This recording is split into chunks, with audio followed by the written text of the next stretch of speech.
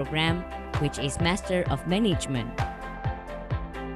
The teaching system at Faculty of Economics and Business of Universitas Muhammadiyah Yogyakarta is supported by capable teaching staff of economic and business fields. The teaching staff comprise expert academicians and practitioners.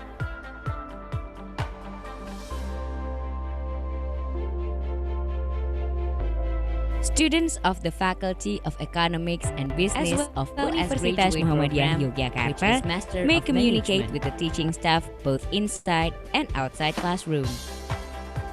Faculty of Economics and Business of Universitas Muhammadiyah Yogyakarta provides facilities to boost the learning process at each department. Facilities of Faculty of Economics and Business of Universitas Muhammadiyah Yogyakarta embrace the following.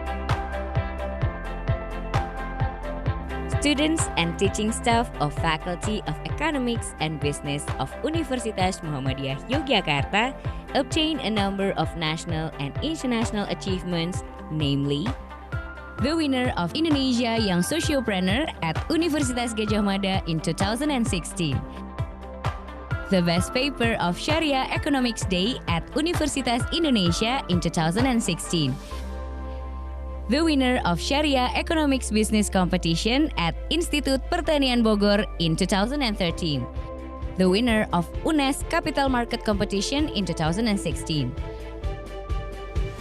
2 gold medals of the 37 PIMNAS at Universitas Diponegoro, Semarang in 2014, 2 awards for the best research at Otoritas Jasa Keuangan in 2016,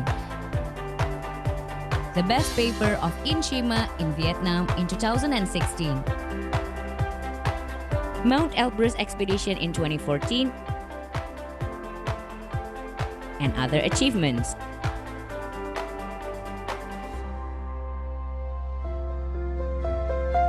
Not only does Faculty of Economics and Business of Universitas Muhammadiyah Yogyakarta focus on the learning and teaching, but it also attempts to cooperate with various educational institutions, private institutions, government, and industries in Indonesia and overseas.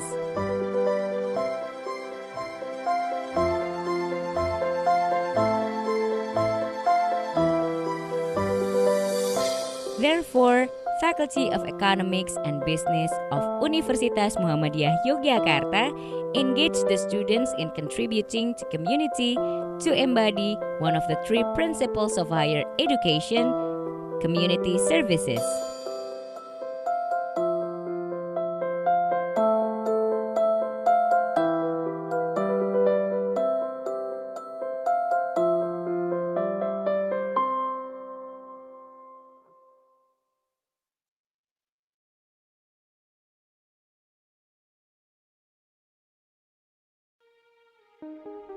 Welcome to International Program for Islamic Economics and Finance, Faculty of Economics and Business, Universitas Muhammadiyah Yogyakarta. We are the first international program for Islamic Economics and Finance in Indonesia. It is full-time program with the length of study around 3 until 4 years. We provide outstanding scheme both for theoretical and practical application of Islamic economics and finance. Assalamualaikum warahmatullahi wabarakatuh. Welcome to the International Program for Islamic Economic and Finance, Faculty of Economic and Business, Universitas Muhammadiyah Yogyakarta. This program aims at promoting toward reputable international program on Islamic economic and finance in ASEAN by 2021. The study is conducted in the comfortable class and through interactive learning process. IPF provides the best facilities for the students to get the international exposure, such as providing good environment and using English to communicate in every learning process. IPF is supported by teaching staffs who graduated from top universities around the world with their excellent international achievements. IPF is aimed at the following objectives. First, to facilitate students in attending the Islamic virtues. The second is to set up capacity building of graduates. And the last, to provide graduates in Islamic economics and finance equipped with ability and good qualification as well as English language proficiency.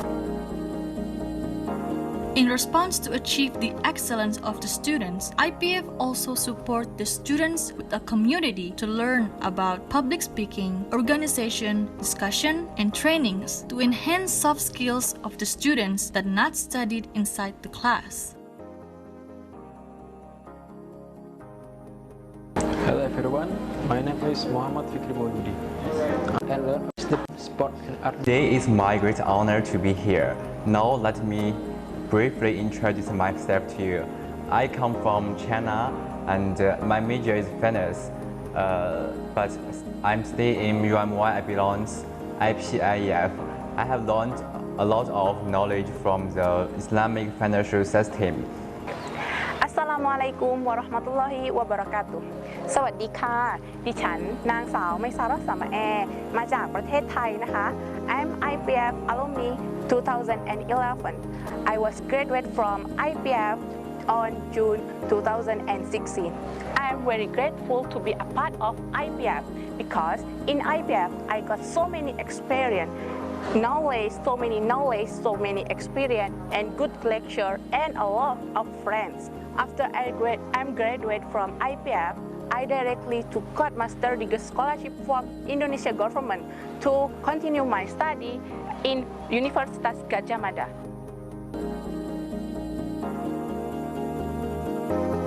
For all of you who want to study and learn about Islamic economic and finance, let's come and join with IPF.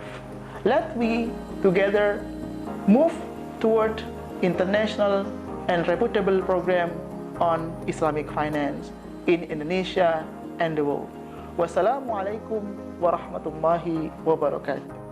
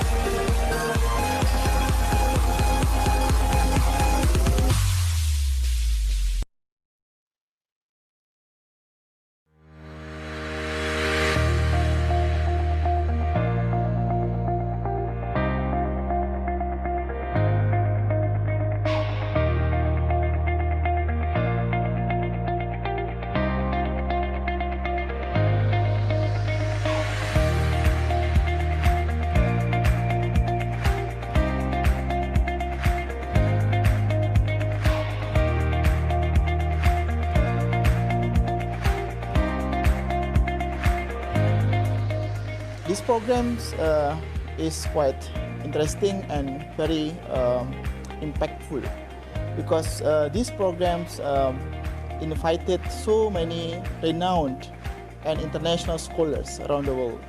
And here we focus on the Islamic social finance and SDGs, not only for Indonesian case, but also for the world.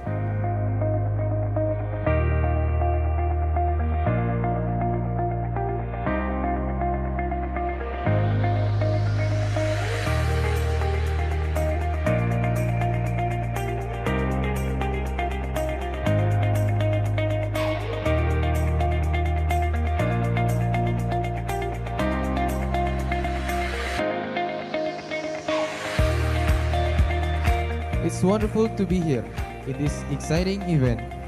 Summer School, second international training for young Islamic economic leaders. Al-Quran, science and civilizational renewal, integration and quality assurance. Universitas Muhammadiyah Yogyakarta.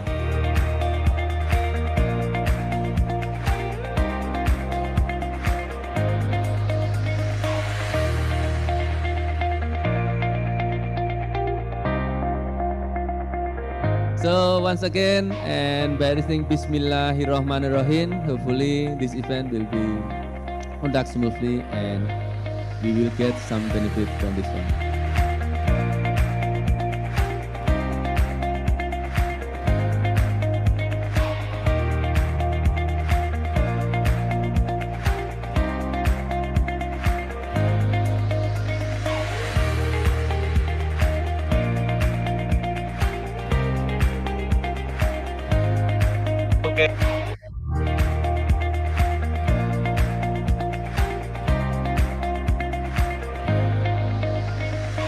So Alhamdulillah, in IAUM, we managed to complete 10 textbooks the last 2 years, but another 40 to 60 coming up at International Islamic University, and other universities like USM coming up with 6 textbooks in quiz in Kuala Lumpur, and also here in Imam Bonjol in Surakarta, and we hope that University Muhammadiyah Jogja will come up with a book with the number of resources that we have over here. So I hope based on this conference, more work can be done to improve the teaching and learning of Islamic economy in University Muhammadiyah. Inshallah. Thank you very much.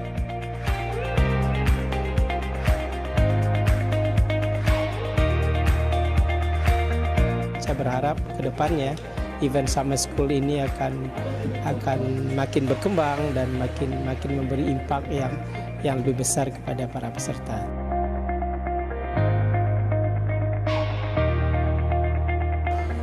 I'm very happy to be with this program. I believe that the idea of developing young minds is very important for the future development of Islamic economics, not only in discipline but also in practice.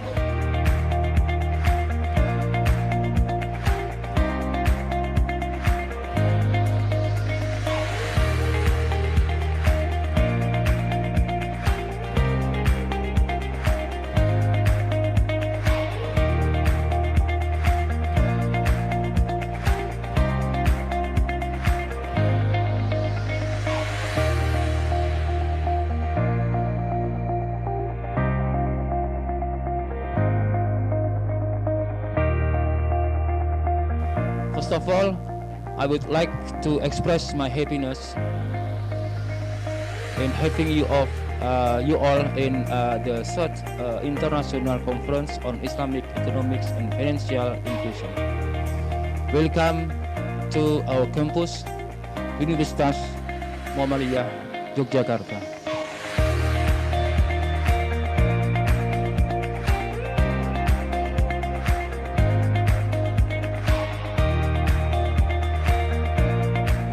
Assalamualaikum warahmatullahi wabarakatuh. Saya Anwar Karim. Ini acara keren banget. Ini mesti dibuat lebih gede lagi tiap tahunnya biar lebih banyak orang dapat manfaat dari acara ini.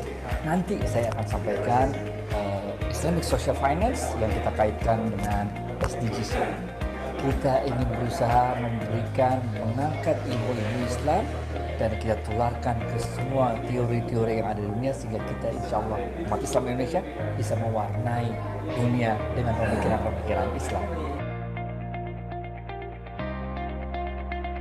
Pada kesempatan kali ini dalam forum international conference yang diselenggarakan oleh IPF ya, Universitas Muda Yogyakarta, saya akan menyampaikan materi tentang Laizisme and SDGs, prospects and policies. Thank you very much. I hope the organizer and the university will flourish and again to organize in this kind of conference in near future. Thank you very much. I would like to thank the organizers for inviting me to share my paper on integration of Islamic microfinance with WAQF. And we had presented a model which is being practiced by our Center for Islamic Economics, basically called ITAJIR, which is in collaboration with the CIMB Islamic in Malaysia. It's a good opportunity for me to attend this conference, the third conference Islamic Economic and Financial Inclusion. And it's a good opportunity for me also to bring my paper in this discussion, especially to link between Islamic finance and SDG. Acara seminar internasional ini sangat bermanfaat ya bagi topic that is very relevant today. As we know, in 2015, the United Nations formulated the 17 Sustainable Development Goals, whose idea is to bring people, planet, and prosperity together. Acara ini sangat bagus, ya, terutama ketika topik-topiknya itu adalah sangat relevan pada zaman sekarang dan topik-topik yang dibawa adalah topik-topik terhangat. This agenda is very delightful, great, and it's very worth for me and also for other participants because in 5 days, 8 to 8, we have many knowledge from the great speakers from overseas, and we know about Islamization of the knowledge in other world also. For the committee, I also say thanks very much because you are very strong for 5 days here and also very good to serve us as a participant. So first of all, Alhamdulillah, because I got the best paper awards. Although I got the best paper award, it doesn't mean the other participants their paper is not best. All the participants did their best. Okay, so for me, Alhamdulillah, is a kind of the reward from Allah SWT because give me this opportunity to come here, present my idea. Alhamdulillah, my idea is appreciated, and also somehow is given some kind of the incentive for my papers.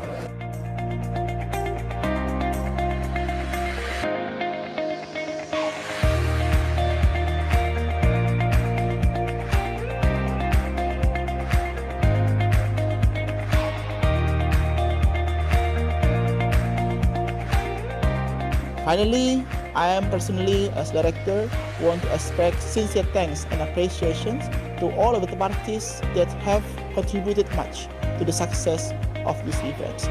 May Allah bless us and always give us health and iman. Wassalamualaikum warahmatullahi wabarakatuh.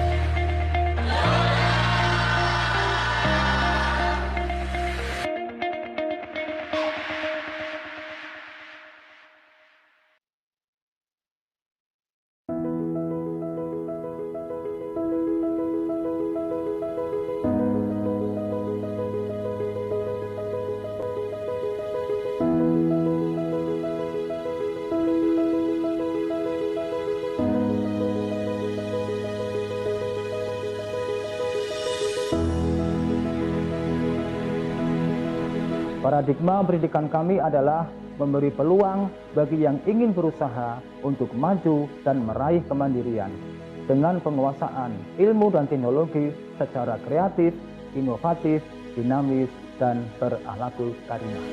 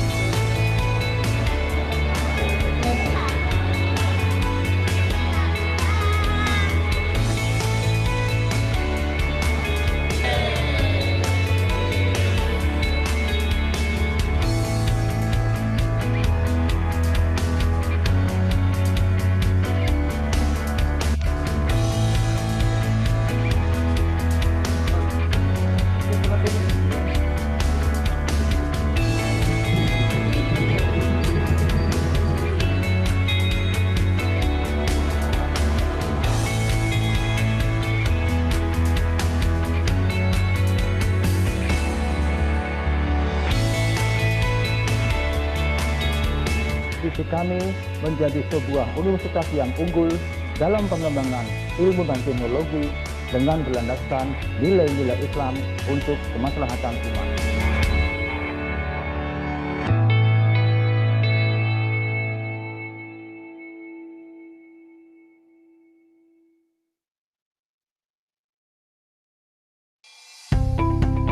Universitas Muhammad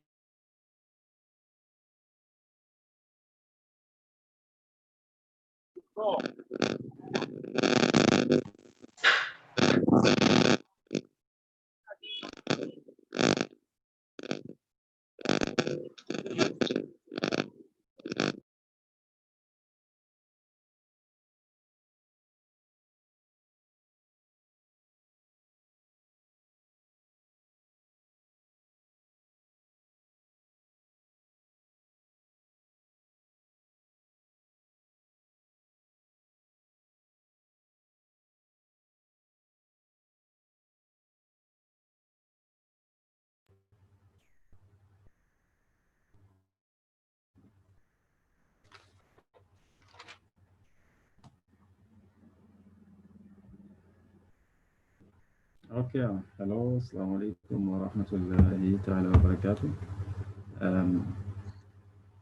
Good evening to you all. Are you hearing me? Yes, yes, I can hear. Okay, thank you so much. I think today is the first time I will show my face on the camera. How are you, brother? I'm fine, thank you. I'm fine, thank you. Basically, I think we can start off the program. Yeah, okay. I think I have shared my slide to the organizer this afternoon. So basically, can I control the screen? Yeah, you can control it. That's not a problem. Is the technicians around? The technicians around with them? Because I'm in Malaysia now. Oh, okay. So I will you can open. Control it then. Yeah. I think that the technicians has the authority to allow you to control the screen. You share it and then control it. Yeah. Okay, then not to waste much time, I think we can proceed. Okay, so can you see the slide? Yeah, I've seen this slide, Doctor. Okay, so I believe that all the participant is around. So, so you are the moderator of the session. We have 21 currently. Okay. Hopefully others will join as we proceed. So is all the participants from Indonesia? No. Basically, I myself am from the Gambia, West Africa. So we have participants all over the world. We have different countries, Africa, Asia here, and Malaysia there, and other part of the world. So it's a big platform. It's an international platform. Divergent views. We see divergent views anyway. Yeah. Okay. So you are welcome, and then I can start with Bismillah. You can say Alhamdulillah Rabbil Alameen. Alhamdulillah nahmaduhu wa nasta'inuhu wa na'udhu billahi min shururi anfusina wa sayyiati a'malina. Man yahdihillahu fala mudilla lahu wa man yudlil fala hadiya lahu. أشهد أن لا إله إلا الله وحده لا شريك له وأشهد أن محمدا عبده ورسوله رب اشرح لي صدري ويسر لي أمري واحلل عقدة من لساني يفقهوا قولي.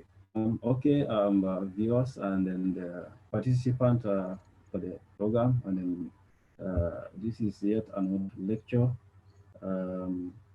from our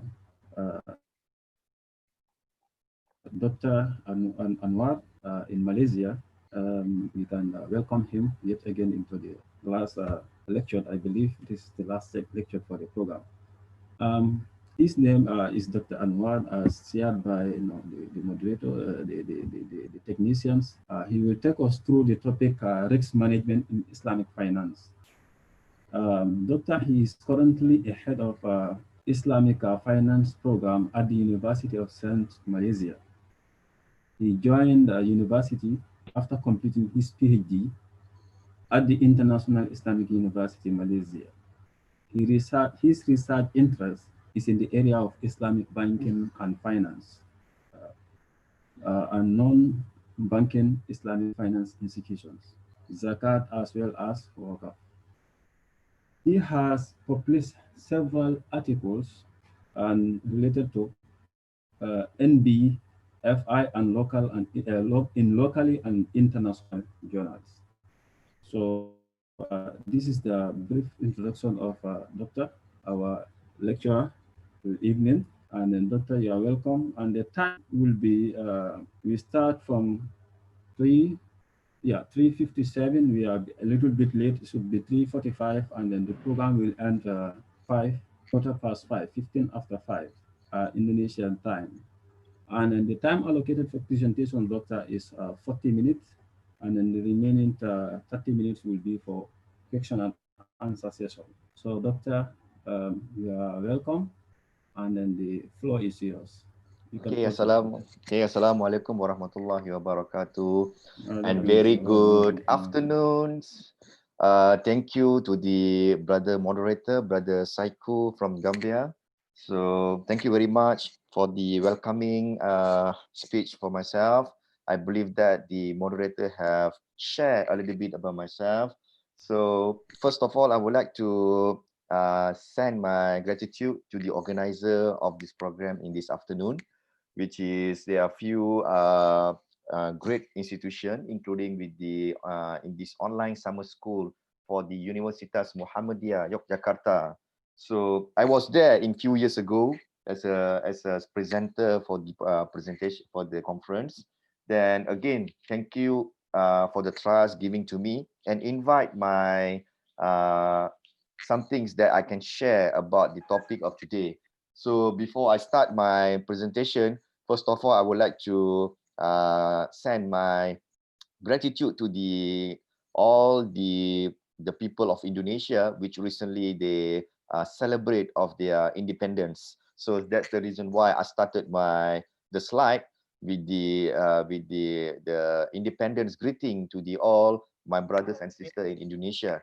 And I've also been told earlier just now by the brother moderators that we also have participants from the other countries. I welcome all of you. You are also a part of my brotherhood, brother and sisters. I'm from Malaysia now. The time now in Malaysia is about 5 p.m., which is later than compared to the Indonesian time. Then I believe some are from Gambia. I really appreciate that you can spend the time to listen for my sharing in this evening. So without delaying my presentation, I would like to share about a little bit about my affiliation, which is where I did come from. So if you see from the slide, this is the School of Management where currently I'm attached to, which is in University Science Malaysia. Then this is the information about my school. You can basically browse to see the website www.schoolofmanagement, which is SOM. Then our school is basically is a pioneer school which champion in the area of management. So one of the department is Islamic finance, is currently booming, and I'm currently one of the coordinator for the program as well as for the master's program. So this is some background to see about where we are, where I am currently. So this is the campus, University Science Malaysia campus, which is located in a small beautiful island in Malaysia, which is we call it as Penang. And for your information, University Science Malaysia is the second oldest university in Malaysia, and one of the top 100 university has been ranked in the world. University Science Malaysia. So when I say about the island, so this is where currently I am now, the small island here. This is Penang. So basically USM is located here. So currently I'm talking from this small island. Alhamdulillah, with this help of this technology, we can meet over the world. Okay, so I've basically been assigned to give my talk about the risk management in Islamic finance. So this is one of the important issue. It will be an issue that will never dilute from industry. So risk is something that a very important topics, and it will be very interesting if you do a research in this area to find that risk is something that very so-called that dynamic, and it will basically mutate like the COVID, like a disease now. It always create a challenge to the industry to understand there are sometimes various risks that will affect the companies. Okay, so this is the presentation contents. So my content today, I plan to discuss from two perspectives. Number one is to give a deep fundamental explanation about the theoretical view of risk in Islamic finance industry. So theoretical means it will be very fundamental, theoretical, such as the definitions. So what are the types of risks? Then how the risk is basically impact the Islamic finance industry. Then the second part of my presentation is I will share and we will discuss about the empirical discussion on the issue of Islamic finance industry. So the second part is basically is about I will share latest articles from the academia which has been conducted in the area of risk that cover over the world. You may find that the case from Bahrain, from Malaysia, Indonesia, and other countries such as in MENA, Middle East country, and South Africa, North Africa, about the MENA Islamic banking. How does the risk is basically affect the countries? Okay, brother moderator, if you find that my presentation is too fast, you can give some hint to me. You can ask me to slow my presentation. Is it okay? Yeah, doctor. You're going to... Is it okay? Is it fine? So you can just be consulting. Yeah, it's okay. You're going fine, but you can always consult the chat room. Maybe some of the participants, if they have any complaint or question, they raise it there. Yeah, for questions, we wait until when we finish, but maybe the complaints with regards to how the presentation is going, some of them you write on the chat there. Okay, you can proceed. Okay, thank you very much, brother. Okay, so this is the first chapter, or the chapter that you will learn in your class is basically about the risk management, from what is basically the meaning of risk and its underlying principle. As we know that when we talk about risk, it's usually it explain about the exposure to uncertainty, and it will also affect the consequences due to the risk. If you see that in the slide, that it can be cost, loss of life, property, loss of investment in commercial transaction. So basically, risk is not only in what they call it in company, but it also basically in daily life. We always exposed to various type of risk. So that is what we call as a risk. So when we talk about from our perspective of today, which we focus on the context of Islamic banking and finance, so Islamic finance also exposed to risk. We always says that profit associated with risk, no risk, no gain, means that for any profit activities, there will be a loss. Okay, the consequences of a risk is basically either that we mitigate the risk and we gain the profit, or we can't do anything about controlling the risk, which will lead into a loss. So that is why we say that the profit is associated with risk. So in several Islamic finance product, inherent prudent risk that Islamic bank exposed to business risk, just like their conventional counterpart.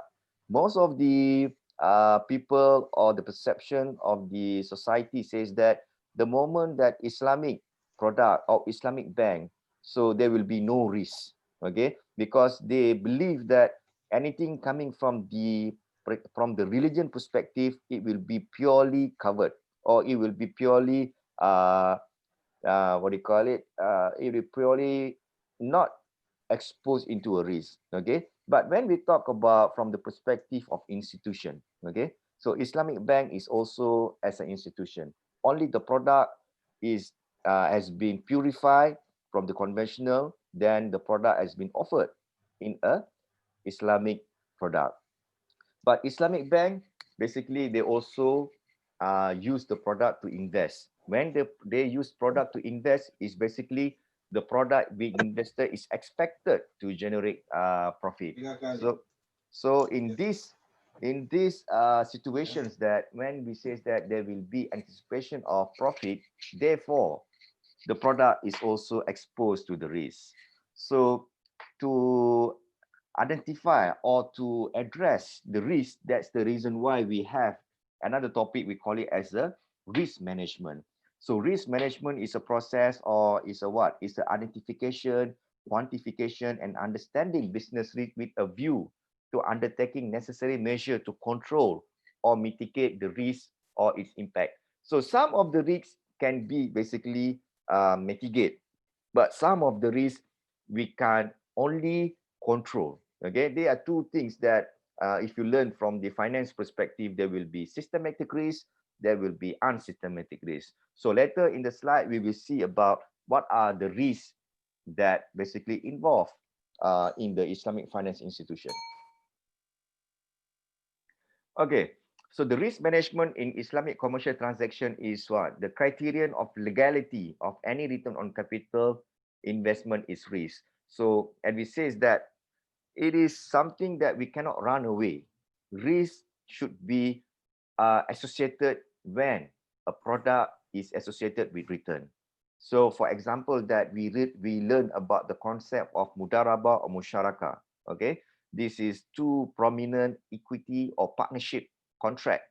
Then, if you see the requirement of this contract between the partnership relationship, which the product emphasize on the profit as well as the product will emphasize on the loss. Means both party in the contract must be accept the position that they might end up their investment into a loss or a gain. So reasonable measures are required to put in to place mitigate the effect of any risk. So doesn't mean that we just neglect to mitigate the risk. There must be a strategy, basically how the institution or Islamic financial institution address or to overcome to and also to protect their businesses and also product from the loss. Okay. Okay, these are the type of risk exposed. Okay, if you see the tables that I have basically identified the financial risk, non-financial risk, and Islamic banking risk. Why? The reason I put the table into three categories. The first category, when I talk about financial risk, means that the risk that basically exposed to all. It's not only exposed to Islamic financial institution, but it is also exposed by conventional finance or conventional bank.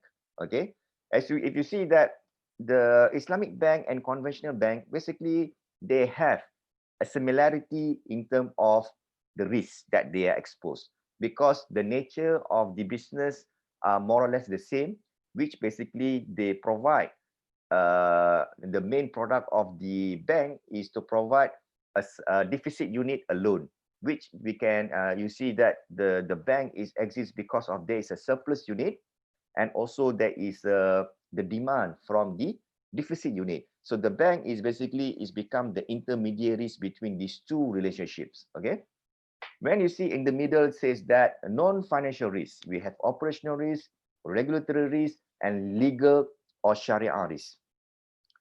The difference between these non-financial risk compared to financial and Islamic banking risk is the nature of the risk. Okay, some of the risks can be measured quantitatively. Okay, and some of the risks will be measured by using qualitative risk. Okay, so the non-financial risk is basically referring to the qualitative nature of risk. Okay, so in the later slide we will see about each of the risks. Okay, then how this risk is basically impact the institution, and we also see about how Islamic bank has some unique risk compared to conventional finance or conventional bank. Okay, number one, the type of risk exposure. So number one, based on that, all the financial institution, okay, doesn't matter is it Islamic or conventional financial institution, basically they have the problem or they have the risk exposure on credit risk. Okay, so credit risk is what? Is definition of the credit risk. Credit risk is about encounter in business transaction when there is a potential for default on agreed part of a party in meeting its obligation as agreed in an underlying contract. Okay, so if you see in the slide, there are few contracts that's been mentioned there. Okay, for example, that murabaha, diminishing musyarakah, or ijara. Okay, so basically this contract have the commitment, okay, in the relationship between the parties that, for example, murabaha. Okay, murabaha is a debt contract. So when, for example, that a person that wanted to buy a house, okay, then the person approach bank to get a loan to buy the house. So in Islamic bank, so they have variety of contract. For example, now in Malaysia, most of the bank, they have their own contract.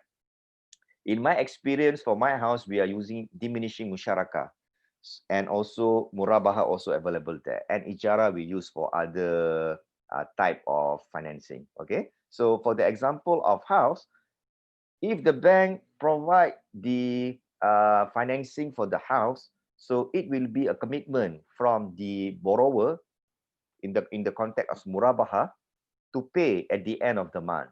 So credit risk is basically is referring to a default case, means the borrower unable to pay back. Okay, when the borrower is unable to pay back to the bank, thus the bank are having a problem in form of the credit. For example, now the whole world are facing the problem of COVID. So the COVID disease has basically slowed down a lot of active businesses. It's not only slowed down, the COVID also have reduced the activity in the industry. So most of the people or small businesses that couldn't work, so at the end of the month, they have a commitment to pay for their financing.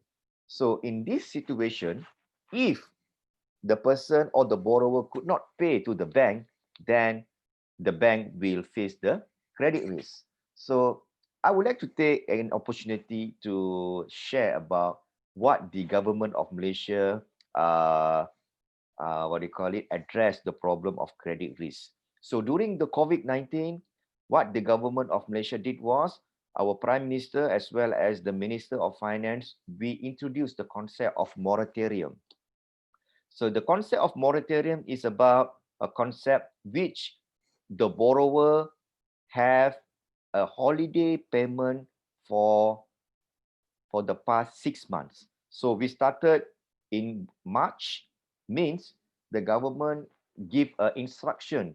Our Central Bank of Malaysia give instruction to all conventional or commercial bank not to basically they ask the borrower not to pay from the month until September.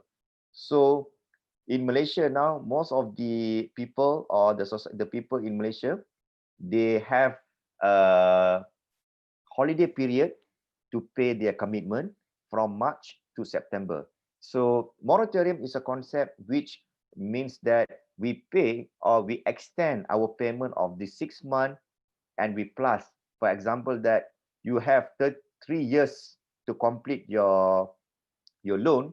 Now your loan will be 3 years plus 6 months. So this, for the past 6 months, most of the people are given option to pay their commitment or not to pay their commitment.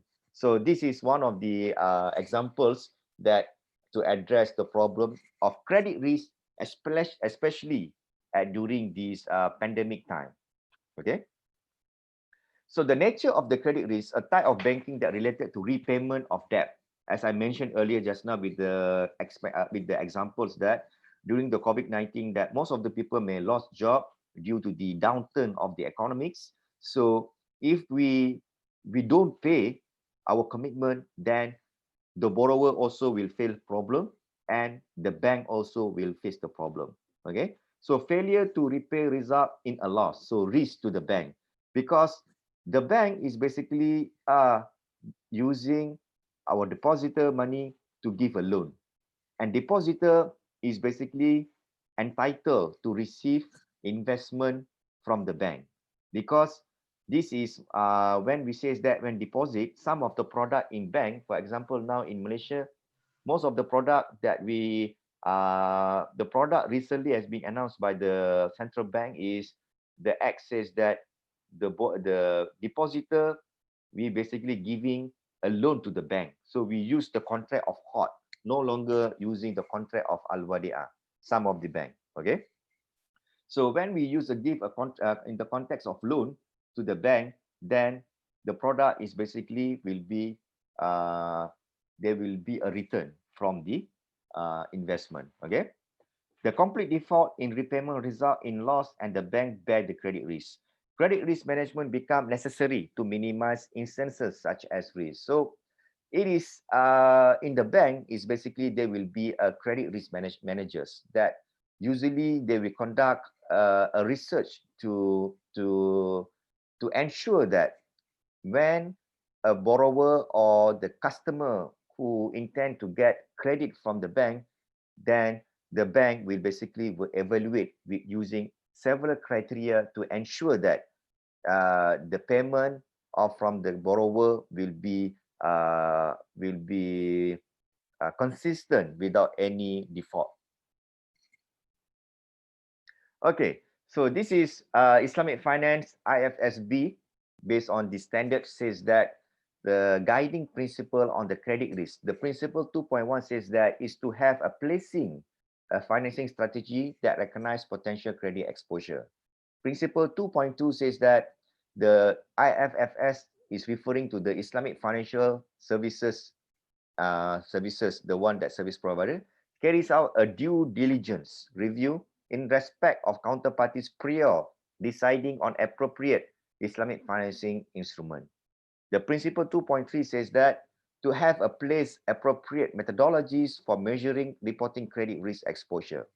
And principle 2.4, the institution shall have in place Sharia compliant credit risk mitigating techniques appropriate for Islamic financial instruments. So basically, there is a clear cut in terms of the how the bank should basically address the problem and to mitigate the risk to be faced in the future. Okay, the second risk will be the equity investment risk. Equity investment risk is when we talk about equity means that we are investing. Okay, investment risk that usually when we say equity, it can be fall under mudarabah or musyarakah contracts. Then how do we do that? Most of the investors that they can invest in the listed company, or they can also invest their money in the unlisted company. Besides that, we also have a joint venture. Okay, so for the listed company, we know that how do we basically invest? We can invest the equity by we can buy the share from the stock market, and end of the year, basically the company will declare dividend for the investor. Or else the second one will be the unlisted company. The unlisted company, the equity can be refers to the acquisition or the ownership participation.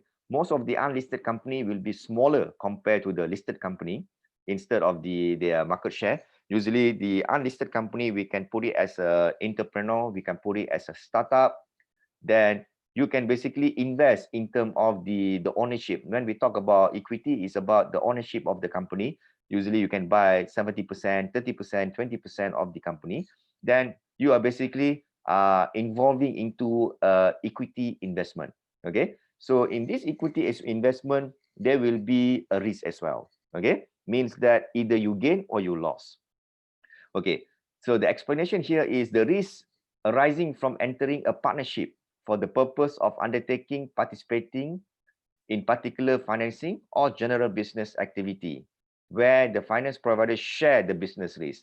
It is like as I earlier discussed just now, is about when we talk about the contract of mudarabah or musyarakah, it is known to the parties that involved to this musyarakah or mudarabah that to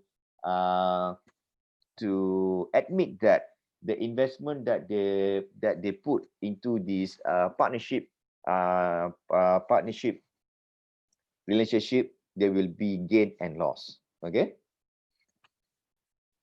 So how to address the equity risk?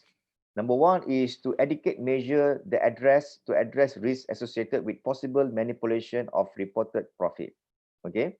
Then number two, services of independent parties to carry out audits and valuation of the business investment for overall interest of relevant parties. Okay. Sometimes we wanted to invest in the company, but without knowing the company real performance, and some of the company outside there, they are basically they are keen to get investors, thus they may manipulate their financial report. Okay, so this will basically influence and also lead to the loss.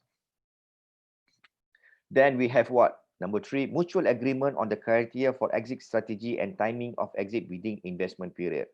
So in the relationship, musyarakah or mudarabah, you may have your rights to basically to exit from that partnership if you find that the businesses is no longer in a right track, or there is a misappropriation in terms of the managing of the project or the business. Then mutual agreement between Islamic financial services and investing partner on the treatment of retained profit. So this is if you find that in retained profit or retained earning is another so-called that in the balance sheet or in our financial statement, that where the company is to see whether the company are running in profit or not. One of the indicator. All agreement, contracts and process must be reviewed and approved by the Sharia Board of Islamic Financial Services to ensure the Sharia compliance. So we know that the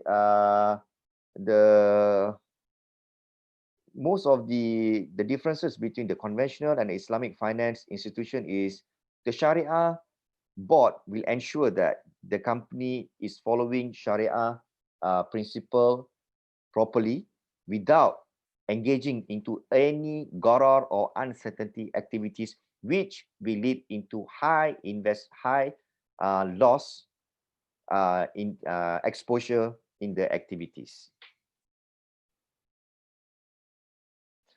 Market risk. Okay, this is just now we talk about credit risk, just now we talk about equity risk, now we talk about market risk. So market risk is also known as a systematic risk. If you still remember just now at the early of my slide, I talk about there will be two risks, systematic risk and unsystematic risk. When we talk about systematic risk is also known as a market risk, is defined the risk losses in on and off balance sheet position arising from the movement in the market. So this is a risk that are really unique. A lot of studies in finance as well as in Islamic finance, they always try to find how to basically address the problem of market risk. Okay, why? This market risk will be basically is uncontrollable. Okay, it will be there, but we can slowly monitor and mitigate it, but we cannot eliminate from the businesses.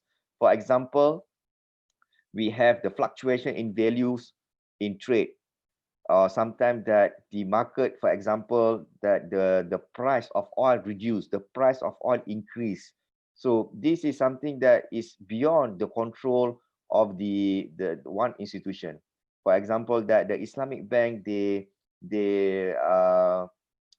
invest in oil or petrol companies.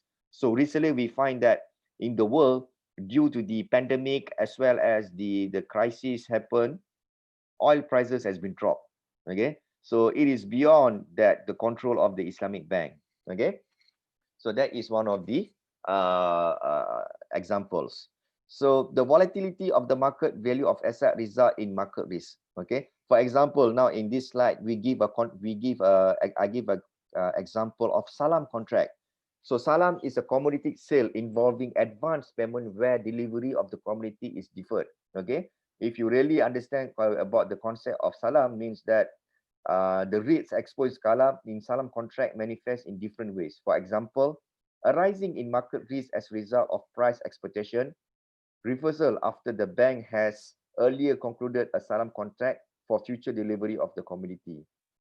So it is something that anything that involved with the future delivery, the risk is highly, the bank or the partnership in this contract, they will bear a very high risk, especially related to the market risk.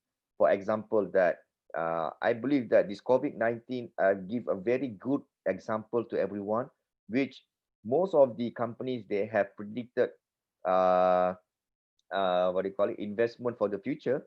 However, due to the lockdown and also shallow in the economic, as basically provide a negative implication. Okay, that market risk that we really cannot find the that prediction that will be happen in the context of today.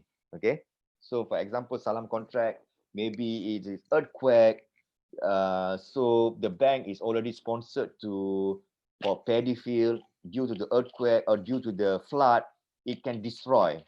So this is one of the examples that how that the risk can basically impact, or it can be due to the marginal nature. Okay, as I give earlier just now. Okay, another one is the I give a example of foreign exchange contract.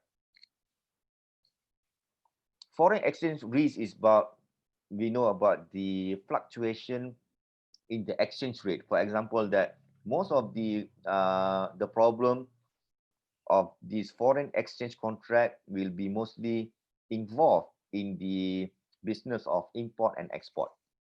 Okay, there will be a currency exchange, especially when we deal between country to country. Okay, so this is how the risk in the market. For example, that we do basically face the problem of financial crisis. Okay, I give the example from the Malaysia, which in 1999 we have the financial crisis where our ringgit Malaysia has been flawed due to the manipulation and also speculation in the currency. Due to that, our currency has dropped and the import is become very expensive, and all this implication is will impact the organization. Okay, that is one of the example. Okay, now we move to the another risk, number 4, which is liquidity risk. So liquidity risk is a potential loss anticipated by Islamic bank arising as a result of insufficient liquid to meet the normal operating obligation and needs. Okay, sometimes it's considered as a part of the market risk, but for the purpose of Islamic financial services, liquidity risk is regarded as a separate. So involve a systematic failure on the part of financial institution where it failed to meet the expectation and unexpected cash flow needs. Okay, when we talk about liquidity risk, it's about when we learn about how do we can measure the liquidity risk by using quantitative tool such as liquidity ratio. Okay, I believe that you are aware about what is liquidity ratio. So liquidity ratio can be measured by dividing. If you go to the formula of the liquidity ratio, is about current asset divided by current liability. So you can get the information about the company. Does the company are doing well in terms of their liquidity risk? So we can use the liquidity ratio. We can find that the current asset divided by current liability to see that the healthy of the company to meet the short-term liability. Okay, so that is how the liquidity risk. So in the context of Islamic financial services is how this liquidity can basically impact these financial services. It can be also due to the credit risk. Okay, they are so-called that interconnection between all these risks that it will give an impact. It's like human body. The moment that there will be one problem in our internal organ, then it will affect the entire stability of the body. Similarly, that the risk, the market risk will give an impact to internal organ of the Islamic financial services as well. So how the liquidity risk can be impact? For example, incorrect judgment on compliancy. So if we don't have a proper judgment in decision making, it might also provide a problem. Okay. For example, just now I says that liquidity risk to measure the healthy of the company before investor or the bank invest. Okay. They need to ensure that the flow of the company that they intend to invest. Or second thing is, if the borrower or company, they wanted to borrow from the bank, okay, so the bank need to ensure that the company are in the good or in the healthy condition and good financial condition to ensure that there will be a correct judgment and there will be no liquidity risk faced in the future. Unanticipated change in the cost of capital. Sometimes there will be the cost means the rate of risk might be changed. That also can affect on the liquidity. Abnormal behavior of financial market. This one is due to the several implication. Mostly will be market risk will give impact to the financial market. Then number 4, we have risk activation by secondary sources. Then the breakdown of the payment system, microeconomic imbalances, financial infrastructure deficiency, and also others. So this is some of the examples that really can cause into the liquidity risk. Hello, Doctor. Yes, sorry. You have 10 minutes left for your time. I don't know. Yeah. 10 minutes, eh? Yeah. Wow, but I prepare many slides. Why? Yeah, maybe we can add another 5 minutes if possible. Okay, thank you, brother. Okay, this is the operational consideration in liquidity risk. So I just now talk about the liquidity risk. So this is how to overcome the problem of the liquidity risk. So I will try to speed up my presentation because I wanted to cover the risk. Okay, this is liquidity risk. Now we go to the operational risk. Also operation liquidity. I will go. Okay, rate of return risk. Later I will basically I already give the slide to the organizer. You can get the slide, then inshallah we can contact for any further discussion.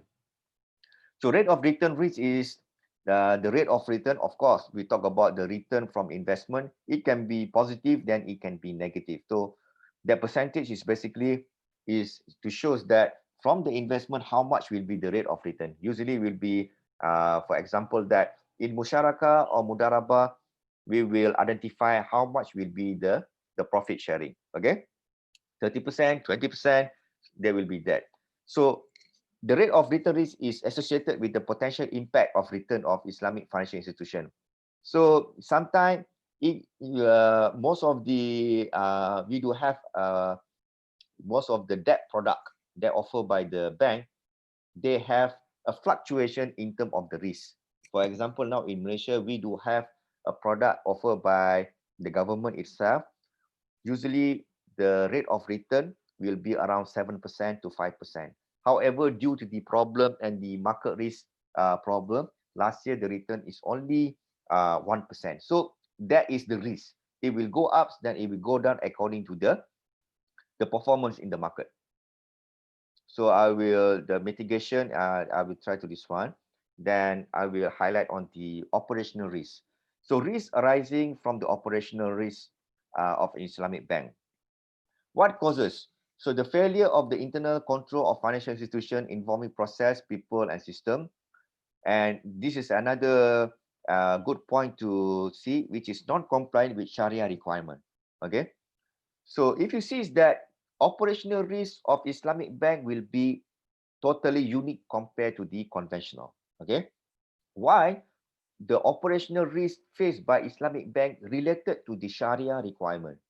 If the company that or the Islamic bank or Islamic finance institution violate any compliance with the Sharia, there will be a problem in form of the revoke of the title of Sharia. For example, now in Malaysia, we have a lot of Islamic financial services that have been awarded with the title of Sharia. But due to the failure to comply with Sharia, that the Sharia title will be revoked from the company. The implication, the cost, for example, Indonesia, Malaysia, and most of the Muslim majority countries, they will cause the investor, especially the Muslim investor, to withdraw from the company. So when the company, they have this withdrawal problem from their investors, then the company will be faced problem. So that will be the unique operational risk, which is the Sharia risk, which need to be really emphasized to ensure that the investor, especially the Muslim, to continue invest with the Islamic financial services. So the nature of the operational risk, for example, just now I say it can be due to the non-Sharia, non-compliant risk to Sharia, and also fiduciary risk. So I will skip this. Operational risk, I will skip. Okay, actually the last is the operational risk. So that is my first part of the presentation. So the second part will be, I find a lot of empirical articles that talk about the risk. So number one, I started from the year 2008 until 2020. Some of the articles that you can find here, which I took from the Emerald database, which usually I use for my research. Okay, so this research is about mitigating legal risk in Islamic banking operation. Okay, so this study is basically to outline the principle and the legal risk by Islamic bank and suggest steps to mitigate them. So this study, I believe, that is conducted in Indonesia.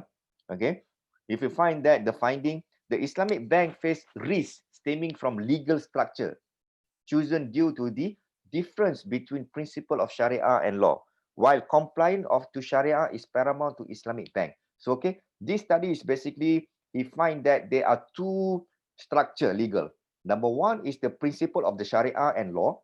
Number two is the Sharia that paramount in the context of the Islamic bank, which the governing the Islamic banking transaction may not give any consideration in the Sharia.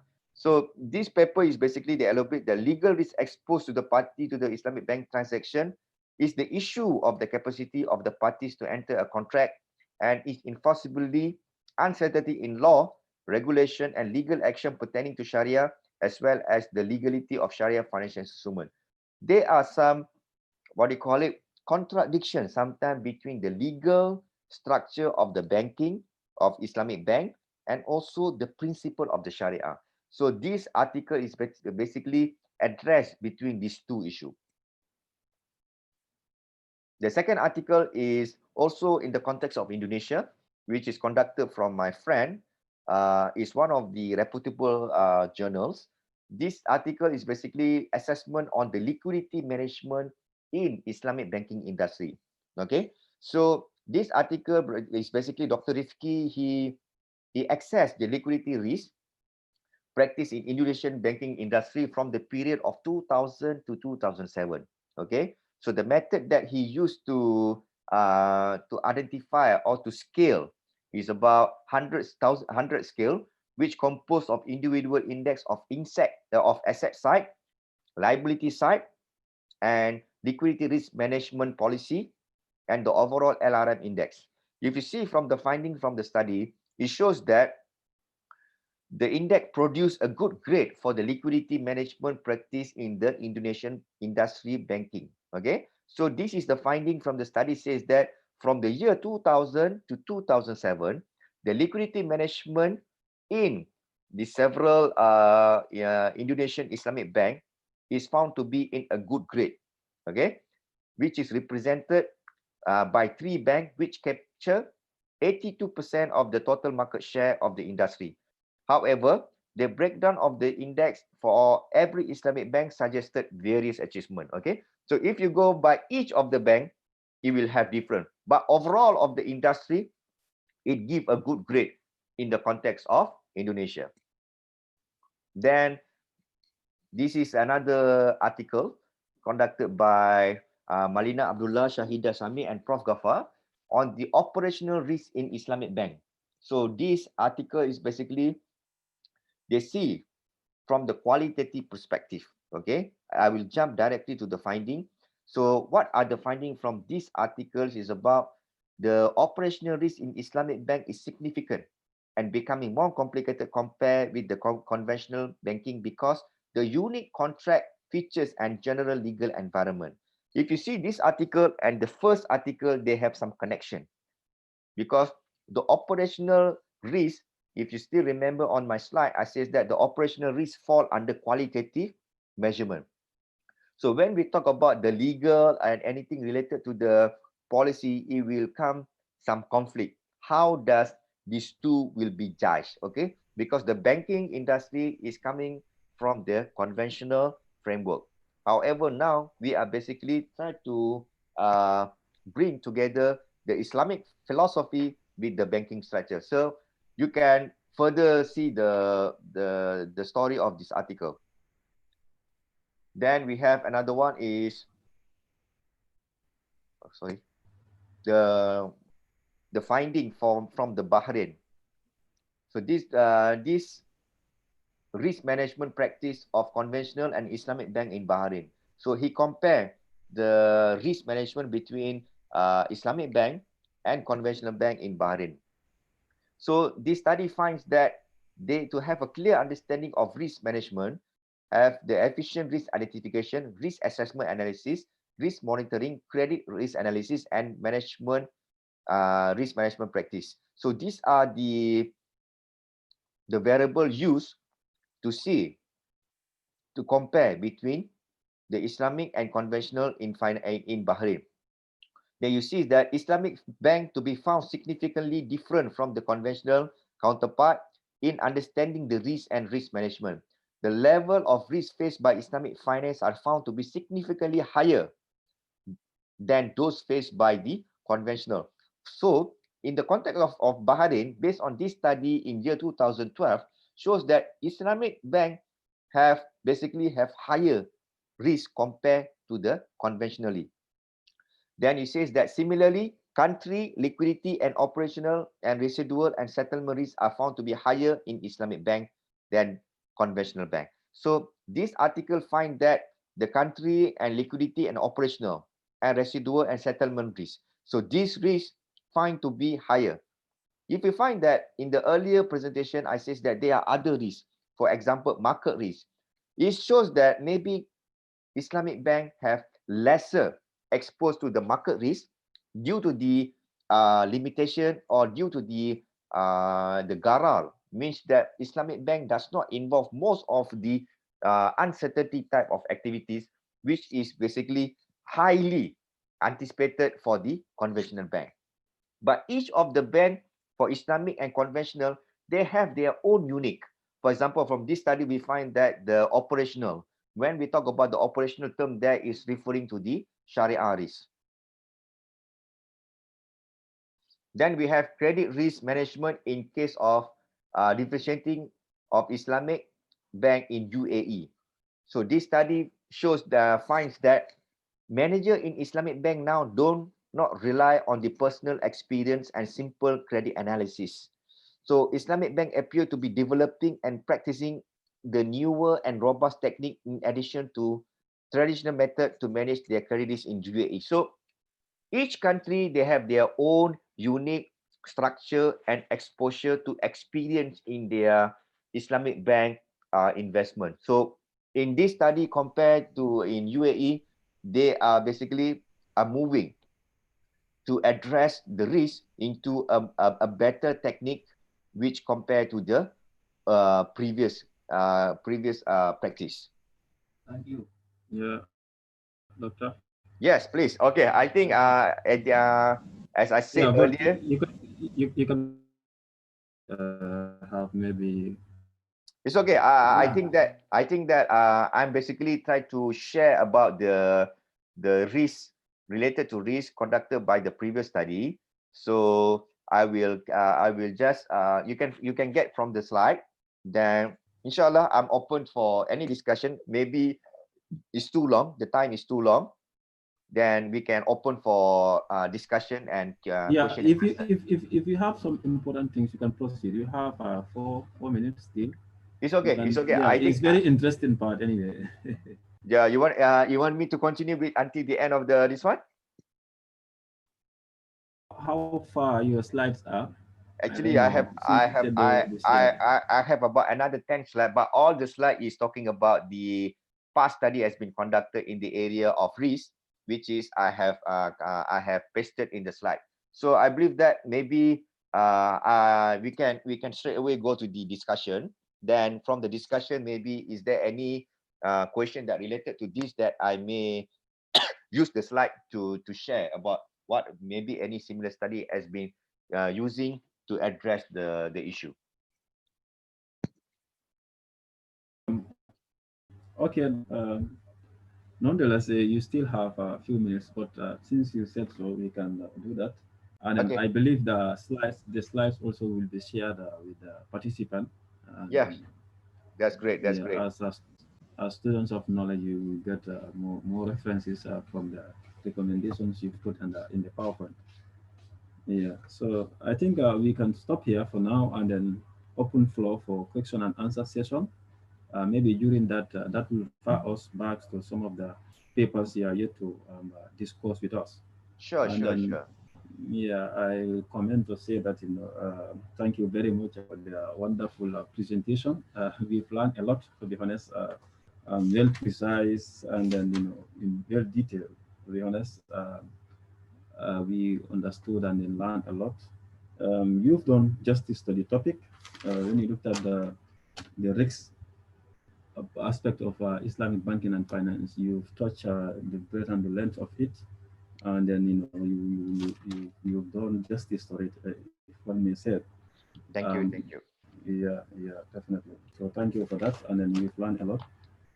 So looking at the aspect of you clarify the concept people have towards Islamic banking and finance, believing that it's risk-free, which is not the case, and then you've made that clear to us here, and then that's another thing that some of us will learn, and also the types of risks existence in Islamic bank, the different types of risks. You made mention of that, and then you extensively explain about that. And also, you talked about the governance methods and stuff like that in the risk mitigations and stuff like that. So basically, it was a wonderful presentation, and then as students of knowledge, we've learned a lot. We are well appreciative of it, and then hopefully the slide will be shared. Thank you very much. Understand. Yeah, thank you, Doctor. So we can open the floor to the participants. If you have a question, if you feel like you can raise the question by typing it in the chat room, or you can come on board and then raise your question with the doctor by voice. So the floor is yours, participant. If anyone has a question, you can or comment or whatsoever observation or whatsoever you have to share with us, and then doctor is available and we are here to learn from him. So any question from participant?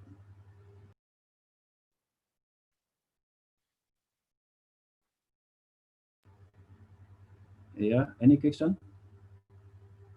Novia? Are you guys around? Okay. Don't be afraid. Doctor is here. You get to learn from him. You get to learn from him. So come up with the problems. Let's solve the problem. It's a great platform. If you have a question in it, so Doctor, in the absence of that, maybe I can use the opportunity to raise some few questions that I've jotted down through your from your presentation, if you don't mind. Please, yes. Basically, maybe those questions could not be, but I will just try to seek your understanding from them as an expert in the system. So what is your assessment of Islamic banking vis-a-vis conventional bank in the Malaysia? Is there any improvement of, is there any Islamic banking, and what is the rate of growth of Islamic banking compared to conventional bank in Malaysia? And precisely, if you can give us a rate of growth of Islamic bank compared to Islamic conventional bank, if you are in position to provide those details, because I want to know the projection how Islamic banking and finance are going in the wider world. That's it. That's Okay, thank you very much, brother. Okay, so it's a very interesting question and also very so-called that important question. Okay, so when we talk about Islamic banking, okay, in the context of Malaysia, since that our brother says that the experience of Islamic banking in Malaysia, so we are very fortunate that in the world now, Malaysia is the leading country that have the Islamic banking infrastructure. That we are basically blessed due to the adoption from the Central Bank of Malaysia, which really came to address and also to bring the Islamic banking system, which started in early 1980s. Okay, so to give some historical background about this, the philosophy of Islamic institution in Malaysia, it started with the Hajj institution. Okay, which is Hajj institution started in the late of 1950s. Okay. So the Hajj institution is become the first Islamic institution in Malaysia, which they started this institution to provide the Muslim people to deposit their money into this institution to prepare them for their Hajj. Okay, so from there we started to ensure that we take the depositor, we take the depositor from the Hajj. Then we start with the philosophy to invest into the Sharia. Means we are the depositor for the Hajj money is used to invest in the Sharia compliance activities and provide a return. Okay, so from that, then we started that the needs of the Islamic from the banking perspective. We know that in Malaysia we do have conventional bank, which long way even during the colonization, during the British. Okay, so after the independence of Malaysia, that in 1980s we start our full-fledged Islamic bank. We call it Bank Islam. Okay, we need to understand that at the moment now, most of the conventional bank in Malaysia, they are basically working with subsidiaries. Okay, when the Islamic bank started in Malaysia, a Muslim country, majority Muslim country in Malaysia, we find that not everyone, all the Muslims start to invest their money into the Islamic bank.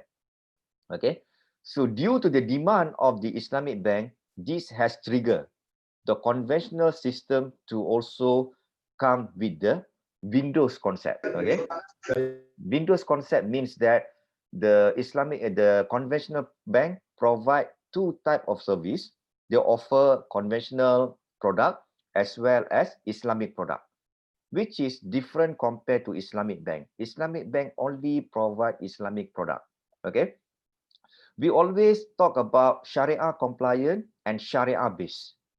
Okay, some of the scholar, they may argue there is no Sharia compliant and no Sharia based. But when I'm trying to talk about Sharia compliant and Sharia based, just to talk about how this history basically recognized. Sharia compliant means that the company originally is a conventional bank, then they start to offer Islamic product. So now they have a conventional product, and at the same time, they have a product that comply with Sharia. So that is what we call the company as a Sharia compliant company. The company can be owned by a non-Muslim, but this company comply to Sharia, so the company can be a Sharia compliant. It doesn't mean that the company need to be owned by a Muslim. If a company is owned by a non-Muslim, for example, in Malaysia, we have some of the listed company, for example, plantation company. A plantation company, the nature of the business is plantation, but sometimes it is owned by a non-Muslim. But due to the nature of the business, they comply with Sharia. Thus, the company has been awarded with Sharia. Sharia company, listed company. So a Muslim can invest into the Sharia company, this Sharia company, even though this Sharia company is owned by non-Muslim. Okay. Then another aspect when we talk about non-Sharia, when we talk about Sharia-based. Sharia-based is a company that started purely with Sharia. For example, Islamic Bank. They don't have conventional product, but they provide purely Islamic product. Okay. So if you see at the report, the halal report, they have a lot of industry. They have cosmetic industry, halal tourism industry, banking industry, Islamic banking and finance industry. So if you can download from the website, you can write that halal industry report. You may find that Islamic finance industry and compared to other industry that championing in this area is Malaysia. Why we do that is due to the thing from the Central Bank of Malaysia, which is the body or the heart of the banking regulator.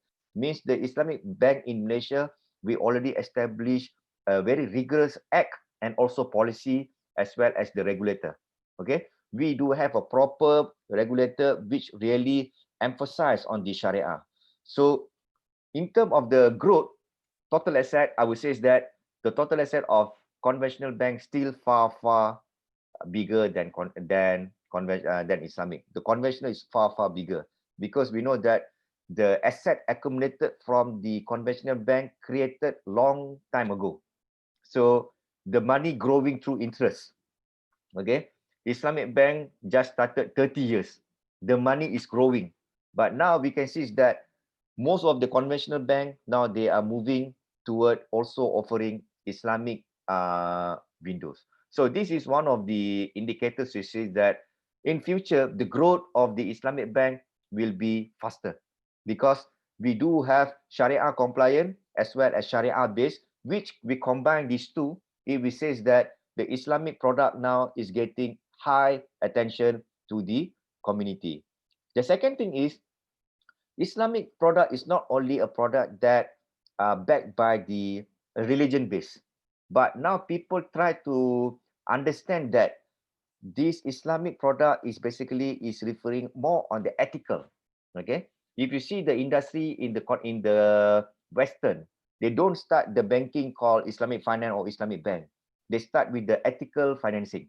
Okay, the knowledge that to reach to the people by using ethical financing, then they basically elaborate how does this ethical is defined. Okay, ethical can be defined from the various perspective, but now we use the ethical definition from the Islamic perspective in finance context. How the riba causes the problem. Then we talk about the relationship between the borrower and the bank. What should be the relationship between borrower and the bank? And most of the bank now they come with the musyarakah contract and how this product or this contract is packaged and how this product and contract is different compared to the conventional product. For example, in Malaysia now, the rate of return compared to the conventional rate of return. For example, someone take a murabaha loan. So the Central Bank of Malaysia put a cap there. For example, Islamic Bank in the event of financial crisis, whatever, in the event of financial crisis or any market risk, the maximum rate that the bank can adjust is up to 10%. Compared to conventional bank, will be there is no any threshold has been basically put into the threshold. Okay, so there is one of the case in the context of Malaysia. It may be varies. Maybe Indonesia they have another different context of how do they basically put the structure of Islamic bank. So this is basically the idea as well as my sharing using the experience in Malaysia. Yeah, thank you so much, Doctor. You've done again a justice to the questions. I learned as well as the answers to learn. Is there any questions or is a question live, Doctor? Is there any? If there is no, then we have some questions chat from there, Doctor. Yeah, I'm looking at the chat box. Yeah, Dr. Dimas. He said, Assalamualaikum. wanted to ask concerning among three main risks dominantly incurred in Islamic banks, which one is the most risk that contribute more towards vulnerability of banking crisis in Islamic banks? Thank you, Dr. Anwar. Okay, so the three main dominant risks incur, which one is the most risk that contribute toward vulnerability of banking in crisis? Okay. Yeah. When we talk about the Islamic bank risk, that of course the Islamic bank also facing the problem similar to the conventional bank. But when we talk about Islamic bank per se, okay, there are two, I would say two contexts. Number one is the quantitative risk, another one is the qualitative risk. Then the one that really triggered the problem of the Islamic bank compared to the conventional bank, from my perspective, will be in the context of operational risk. For example, now in the world, in any world, when we talk about operational risk, that people always look at the how the bank usually fulfilling about the Sharia. Okay, now everybody are talking about Islamic bank also doing profit similar to the conventional risk. Okay, people no longer looking at the profitability. Okay, when they see Islamic bank make profit, is something give a negative connotation. People says that Islamic bank making risk because they charge expensive similar to the conventional risk. Means that the indication or the what they call it, the rubric of Islamic bank should be different compared to conventional. Islamic bank no longer should talk about profitability. Of course, they should make profit for their sustainability, okay? But not to make excessive profit, which also burden the borrower from their loan, okay? Operational risk here means the Sharia. How does the Islamic bank fulfill the needs of the Maqasid Sharia? Means the opposite, the objective of the Maqasid of Sharia, which they emphasize in the context of Daruriyah. Okay, they emphasize on the concept of Daruriyah. Means that the Islamic bank should basically address the problem of poverty. At the moment now, poverty is something that usually been addressed from the context of zakat, wakaf, and other social funds. But indirectly is yes. But how now the bank will basically use to benefit the poverty directly? So that is something that a lot of research has been conducted and currently is become the idea from the academician to address that Islamic bank should focus more on the society base, no longer on their shareholder. Okay, as we know that the objective of the bank, the objective of the firm is no longer to emphasize on the wealth of the shareholder, but it is broader. They emphasize as well on the wealth of the shareholder as well of the stakeholder. Who are the people that really contributing to the needs of the country? The people, not only limited people. So from my perspective, I would say is that operational risk become one of the important things, because investors out there, the bank may not operate properly without investor. So Islamic bank, we know that people are looking to invest in Islamic banks because they are spiritually motivated to support. The investor wanted to ensure that the Islamic bank can use their fund ethically and also gain profit ethically and also benefit the people. So I would say that the operational risk, one of the will be the most important, because other risk is more on the similar risk that share with the conventional. But operational risk is something, for example, the Sharia non-compliant risk is very unique to the Islamic bank. Thank you, Doctor, for the response. I think, Dr. Dimas, that answered your question well. Okay. You know, it's not easy for the doctors to satisfy each other in terms of response. He's a great man. Yeah, I know. I don't doubt that anyway. Yeah. All of you are great. Is there any question again from participant? Any other question? I think there is one from They said the guy said very interesting presentation by Dr. Anwar. I really enjoy it. I just hope Dr. can share this his email with us as Yes, students yes, yes. knowledge to share ideas and get more clarification concerning this topic. May Allah Okay. subhanahu wa ta'ala increase us all in knowledge and iman. So that's a compliment to you. I have shared my email in the text box. I Okay. welcome everybody to send your email and anything, inshallah. Yeah. I will give my feedback. Okay, yeah, okay. I think so far that's it. And Dr. Dimas again saying thank you, Anwar and Brother Seku. Okay, so he's just thanking you for that. Yeah, well done. Yeah. I will, inshallah, I will WhatsApp Dr. Dimas. I believe he's satisfied with your response. Anyway. Alhamdulillah, thank you.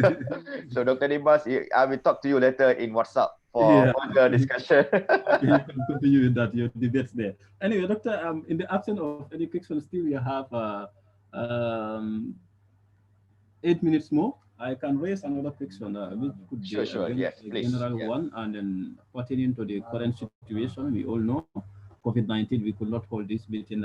We could have held this meeting physically, but because of COVID, it wasn't possible. So we will not do justice to discuss the whole topic and then exclude it out of this the discussion. We need to seek ideas whenever we have these kind of platforms in the midst of great people like you. What do you think about the impact of COVID-19 on Islamic banking institutions? One can say in general, Islamic financial institutions. I raised this question. I know it's a very young topic that many maybe there is no publication. If there is, maybe it may not be that much like other topics. Okay, then from there, is there any study done in that both in Malaysia or in Indonesia here? Perhaps Dr. Dimas is here and you are here. If there is no studies, then we can, tighten our belts and do something about it. It's very important, I believe. Yeah. Okay, thank you, brother. Okay, I will share about the Malaysia experience. Okay, I believe that during the COVID-19 that we face the problem. Okay, individual, family, then institution. It doesn't matter. Is even government. Okay, see, it is something that a pandemic that affect everyone, from the babies until the old people. Okay, so in terms of health, due to the health problem now, people really appreciate when we are in the good health. Please do things rightly, and you need to learn from what we are having now. Okay, so in the context of Malaysia, that now we have a debate. Okay, we find a debate when our government or Minister of Finance announced that during this pandemic, basically we are locked down. In the context of Malaysia, that we have lockdown for 14 weeks. So with the government take a few stages, started with 2 weeks, then actually it is take about few almost 3 months. There's no school, there's university are closed, businesses are closed, and people couldn't go out to buy anything. Then police is around. Suddenly I feel that now we can feel how the Palestine, okay, even police and the army are on the street. For example, now in Malaysia, we never experience it. Example, me myself, okay. So these things happen when basically it is basically stop the economic activities. So when the economic activity is stopped, there's no buy, there's no sell, so nobody make money. In this situation, when businesses don't make any money, the problem number one is they cannot pay their employee salary. Okay, because there's no activities, there's nobody people buy and nobody people sell. So there's no buy and sell means that there is no circulation of wealth in the market, means the money is not circulated. Okay, for example, the one who have extra money, they need and go and buy. Okay, so when we talk about economic, people, for example, business people, they have commitment to pay their employees. Okay, besides to pay their employees, they also have commitment to pay for their financing. Okay, next, when the employee did not get their salary because the company, some of the company is closed, because they could not bear anymore the expenses. There's no business, there's no sales. They cannot pay. So in this situation, what the company did was they paid similar small amount of money to the employee and asked them to, okay, done. Our company is no more operating. Okay. So to address this now, end of the month, the bank expecting people to pay for their loan commitment. Number one is housing loan. Number two is car loan. Number three is personal loan. And number four is credit card. Okay. These four become one of the important commitment which is conducted in Malaysia, that every individual are committed at the end of the month.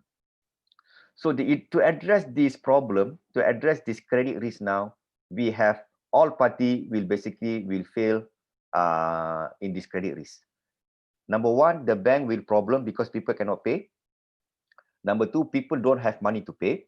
So how to solve this problem at this moment? Okay, this is beyond the whether Islamic or conventional. So what our government did was to ensure that, but I would say is that what the government did is following Islamic way. Number one, the government wanted to ensure that individual and family need to be given priority. Okay, what they did was, we need to ensure that individual need to have enough money of well-being for them to fulfill the daruriyah. Daruriyah is they need to have house, they need to have enough money to buy food. If they pay the bank commitment, they might lose this.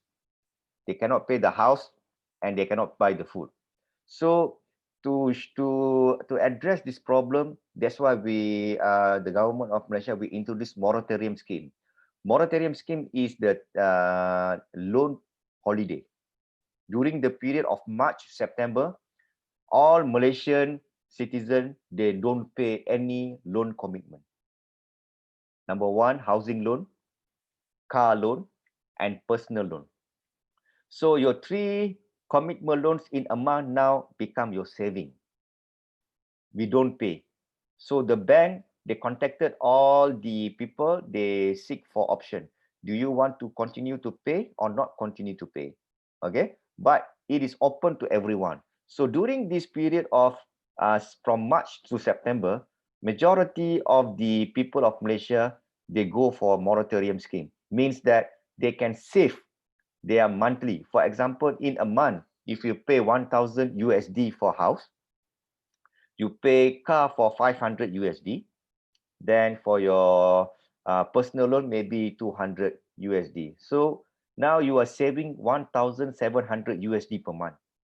You don't need to pay within these 6 months. So this concept was later, of course, at the early stage, there is a problem from the banking operator. They says that, no, we will fail with the credit risk, liquidity problem. Because when the people don't pay, then we will have problem to pay back to the investor. But what our government stand firm on this issue was, we say that the borrower will extend their payment later 6 months, extra additional 6 months. So to address during this COVID problem is the liquidity problem of the household family. So we need to ensure that the family have enough money.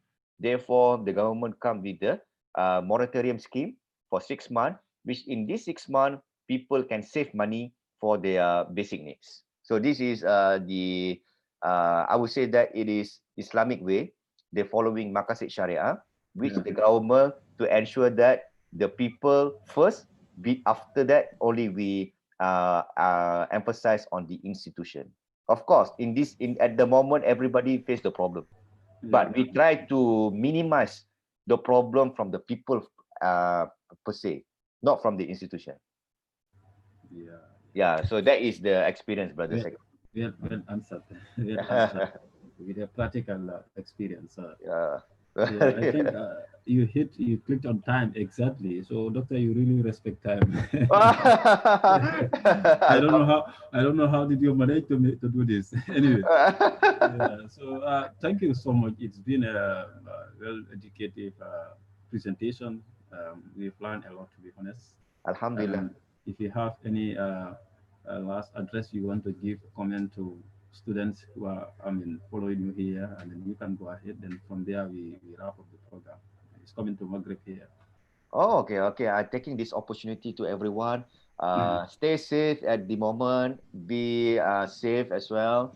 That I believe that this is the blessing from Allah Subhanahu wa Taala for every one of us to basically look back again in our lifestyle, and also very related to the topic today about risk. When we have this kind of risk, how do we basically address the problem, and also how do we basically mitigate and also prepare ourselves to face the risk. So therefore that even Islamic Bank, even ourselves, we need to ensure that we are properly manage ourselves, and also read a lot of knowledge. Then I basically, from the slide, you try to get a lot of academic journals. A lot of academic journals, they now focusing on the risk, especially during the context of COVID. Then inshallah, I have basically put my email in the chat box. I'm open, I'm welcome for any ideas, collaboration, sharing, as well as question. Inshallah, with my limited knowledge, and I only know a little bit, brother, a lot of things to explore. The world is so big. Inshallah, I pray for all of you the best, and also pray for me. May Allah Subhanahu wa Taala give us and His blessing, and put us in the best people in Jannah in future. Amen. Thank you so much, Doctor, for that wonderful conclusion remark. Thank you. Yeah, so I think we plan to start the program with Bismillah and then end it with Alhamdulillah. Alhamdulillah. So, praise be to Allah. So Alhamdulillah, we can all say Alhamdulillah, and then we conclude the program until we meet again. I don't know when shall I meet Dr. Anwar. Inshallah, please come to USM. If you can email me in advance, inshallah I'll be here. We can meet. Okay. Yeah, I think Dr. Dimas will do that for me, inshallah. Yeah. Yeah. Some of the students has already sent you an email, so you can check. I know they can afford to lose contact with you anyway. Thank you so much. It's been a wonderful presentation. We've learned a lot. Inshallah. Thank you very much. Thanks. Assalamu alaikum. Waalaikumsalam warahmatullahi wabarakatuh. Yes. Thank you all of you. Universitas Muhammadiyah Yogyakarta is one of the best private universities in Indonesia. As an excellent and Islamic university, Universitas Muhammadiyah Yogyakarta offers a 3-year degree undergraduate, graduate, and professional programs, which prepares the graduates for being able to meet national and international labor market demand through one of the provided faculties, Faculty of Economics. The world's rapid economic growth insists educational institutions to foster and make changes to embody a better educational system and to confront global challenges in economic and business realms.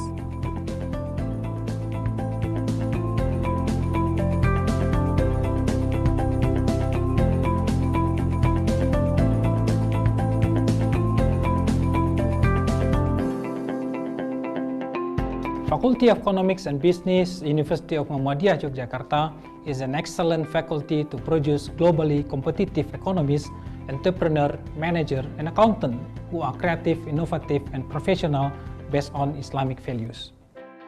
Faculty of Economics and Business of Universitas Muhammadiyah Yogyakarta encompassed undergraduate programs, namely Department of Management, Department of Accounting,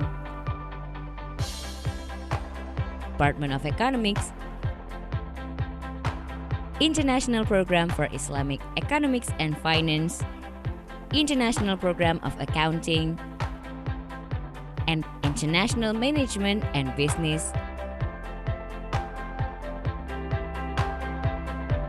as well as graduate program, which is Master of Management.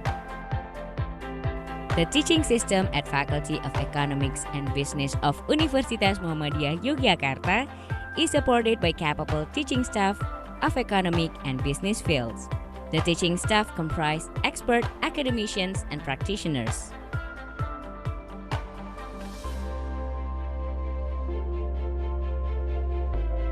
Students of the Faculty of Economics and Business of Universitas Muhammadiyah Yogyakarta may communicate with the teaching staff both inside and outside classroom. Faculty of Economics and Business of Universitas Muhammadiyah Yogyakarta provides facilities to boost the learning process at each department. Facilities of Faculty of